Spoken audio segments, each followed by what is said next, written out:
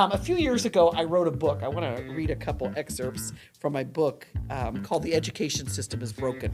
It said, not every person should teach, and not everyone can teach. That's not meant to hurt anyone's feelings of anyone who is or is considering being a teacher, or to make any other statement other than teaching is not for everyone. If a student got in trouble, I never sent them to administrators. I kept them with me, and here's why. I have to get at the root of what's going on. You're not just talking out in class because you don't know that I'm expecting you to be quiet. You're not stupid. You're talking out in class, and I got to figure out why. Because you and I are never going to get to where I can educate you if I can't get to have a relationship with you. I have story after story that is forever in my heart of what kids would tell me. That just broke my heart. Teaching is an innate gift. You either have it or you don't. It can be honed and made better. They saw their life's purpose as being a teacher. So I need you to get a high school diploma so you can get a decent job. I'd like for you to go out and get a college. And it got her chuckling. I did that on purpose to loosen it. And I said, because you're here. Because in my room, Samantha, I want you to learn more than Spanish. Spanish is what I paid to teach you. But I want you to learn how to respect people. And when you talk, when I'm talking, I experience it as disrespectful. It's disrespectful to me. And so I want to teach you about respect. In the trenches, the reality is we will do whatever we have to do, which includes supplying their needs and meeting their emotional needs to get them educated.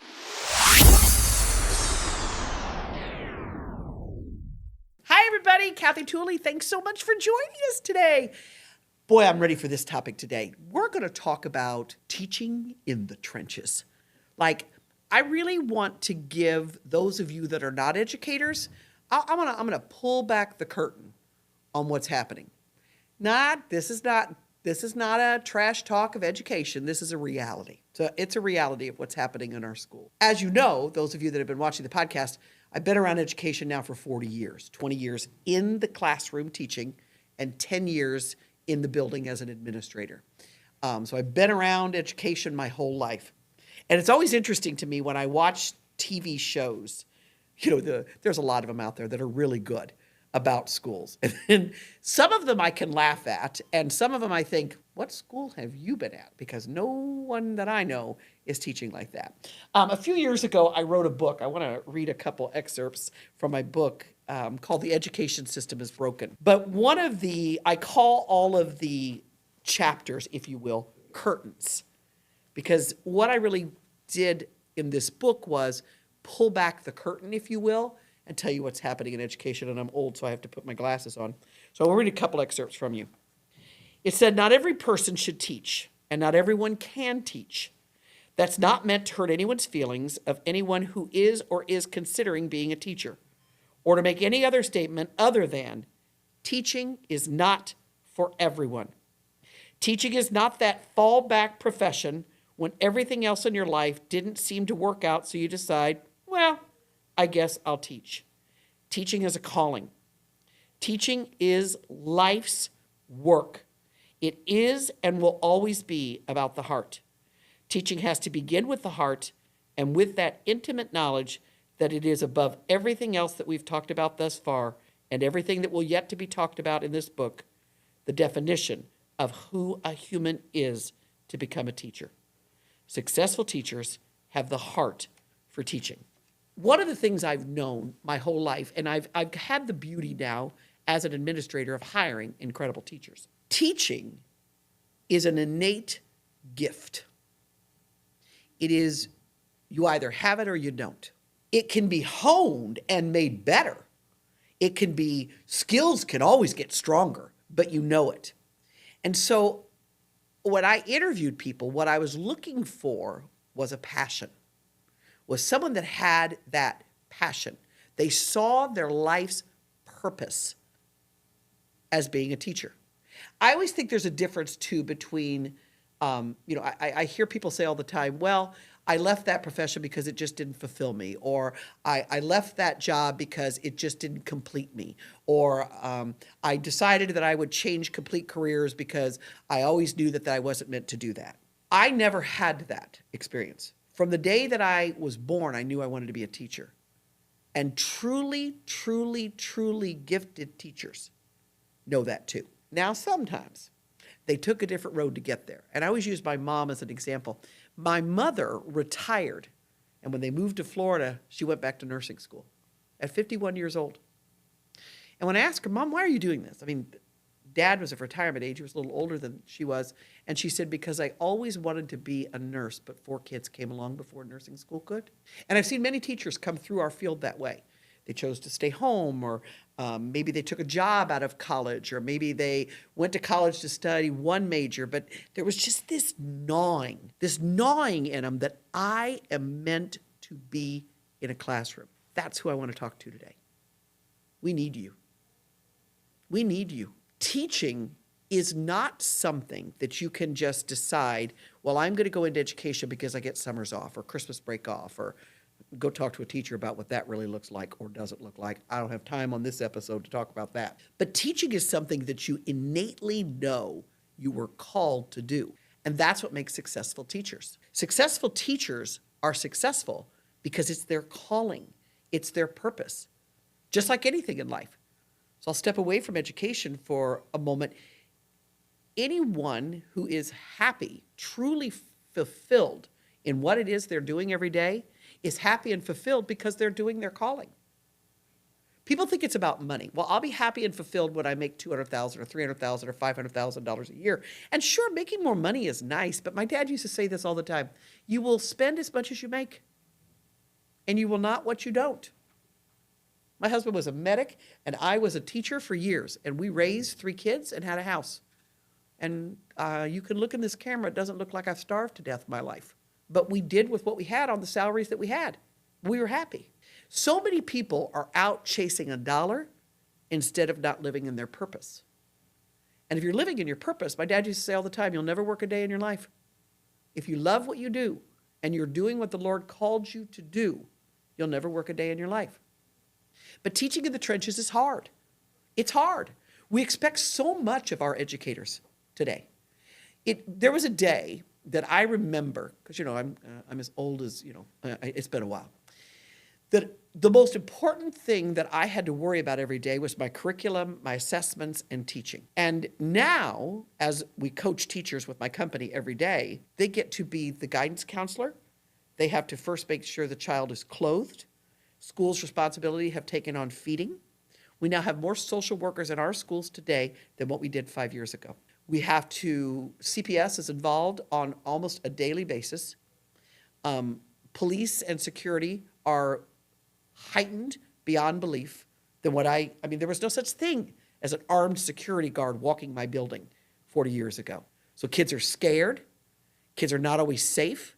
They're hungry, and many of them are abused. And then they walk into your classroom, those teachers' classrooms, and it's their job to teach them math and science and English and social studies and all of the specials that are so, so vitally important to students.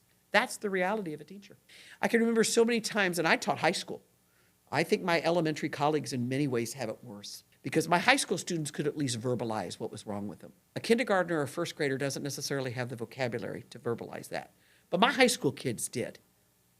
And I lost track of the times that students would choose to come eat their lunch with me. I always did my own detentions. If a student got in trouble, I never sent them to administrators.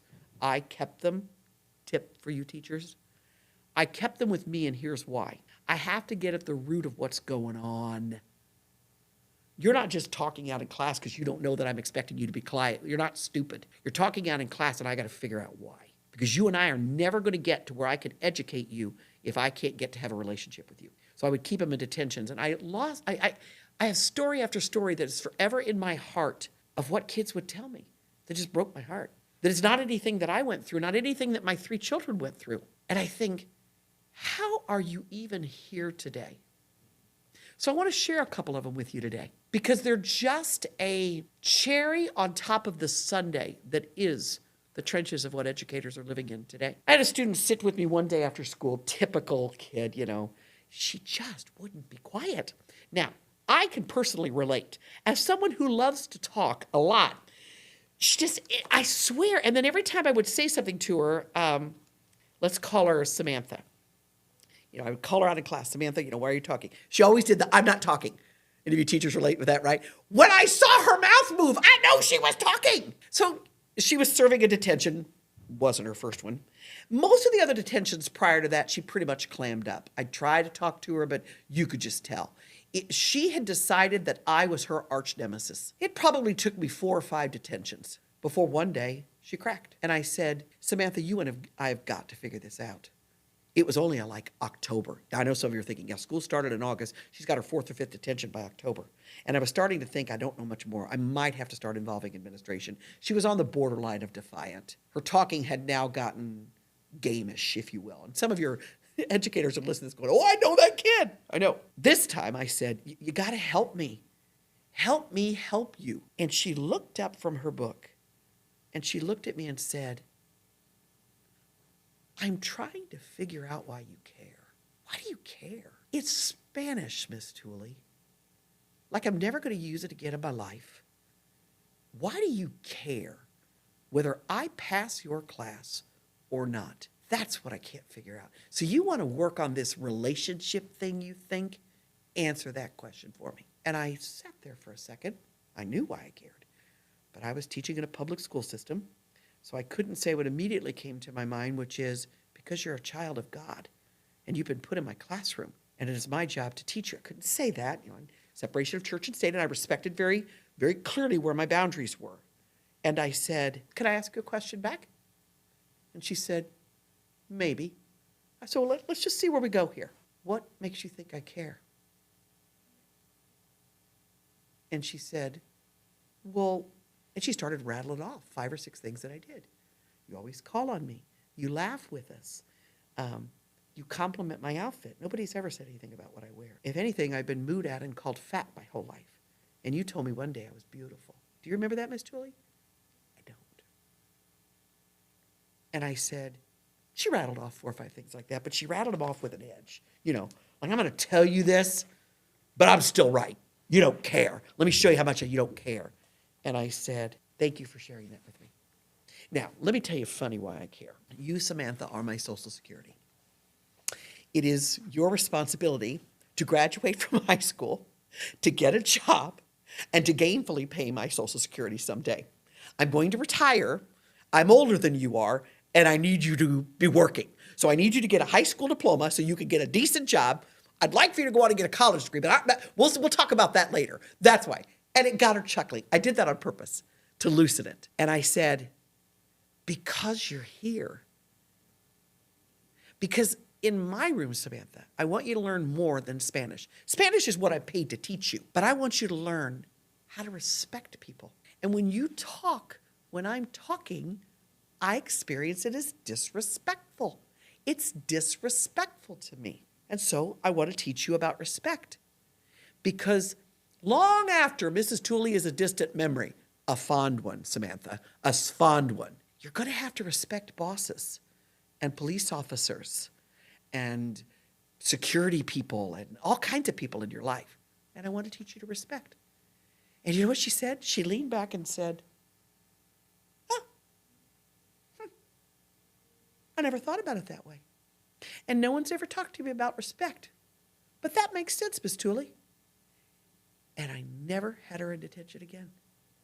Now, she talked. She talked. But I would go, Samantha, and she'd go, respect, Miss Tooley. And that was it. That was it. Now, why do I tell you that story? Because that's the trenches we live in. So I want you to look behind Samantha's story, which is the reality of where my educators are, us educators are, we educators are every day. I had to teach a 17-year-old child what respect was because she was disrespected at her home and never taught to respect. And I know some of you are watching this thinking that's just not true. That's just not true. But I promise you every single educator knows 100 Samanthas. They know 100 of them. The reality of the trenches are, before I can teach my content, I have to teach them how to learn it. Before I can teach them how to do something difficult, I have to teach them how to think. Before I can teach them something pretty rote, easy, I have to teach them how to be respectful, how to listen, how to be collaborative. And I promise you, my elementary colleagues have it rougher than I do because they've taught those lessons way ahead of me. I promise you, Samantha had heard those lessons in her elementary schools, but now it was a different situation. So I want to read you another piece from my book that says, no one enters the teaching career for the money. And no teacher, dare I say, wonders about an evening that they will invest their millions earned from being a teacher. Many teachers work outside of their profession to subsidize their pay or lack thereof. It's not uncommon to see a teacher tutor, work at a local restaurant, or work elsewhere just to make ends meet. In many states or districts, depending on the family size, the pay for a teacher is at or very near the poverty level. It is not said that is not said to spark a controversy about the debate of teachers or pay thereof. We could go on for hours about that, but rather to set the reality of this. Most teachers decorate their rooms on their dimes. They give supplies to their children on their own expense. And they will continue to do what they have to do for students to learn, because that's what it looks like in the trenches. That's what it looks like in the trenches. In the trenches, the reality is we will do whatever we have to do, which includes supplying their needs and meeting their emotional needs to get them educated. But that has a cost. When I have to spend time in my classroom, or I get to spend time in my classroom, when there's been yet another school shooting and they're scared, to talk them off of that ledge, there's 15 minutes that I didn't get to teach English. And we'll talk at a later podcast. There's a chapter I wrote in my book called The Spinning, Cracking Plates of Teachers, and what we continue to put on teachers' plates. But today's not that episode. Today's episode is really about clarity. Clarity that what we are asking and what it looks like in the trenches is that teachers are the hardest working people out there. They are being required to be social workers when they never went to school to get that. They are being required to be food service personnel when they never and don't have schooling to do that. They are being required to be disciplinarians and in many places step-in parents when many of them are not parents and chose to not be parents. They are being expected to love, to nurture, to raise children. I say all of this because I don't want to leave this episode in a downer. So I want to leave you with a verse that it is the only way that I'm telling you teachers are getting it through it. It's Philippians 4:13. Many of you know exactly who this is. I can do all things through Christ who strengthens me. I can do all things.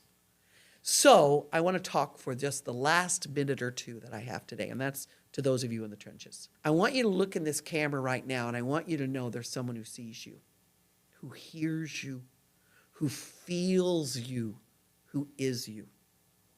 And I want you to know that while so many people will never understand, so many of us do. You are not alone. What you're doing is not alone.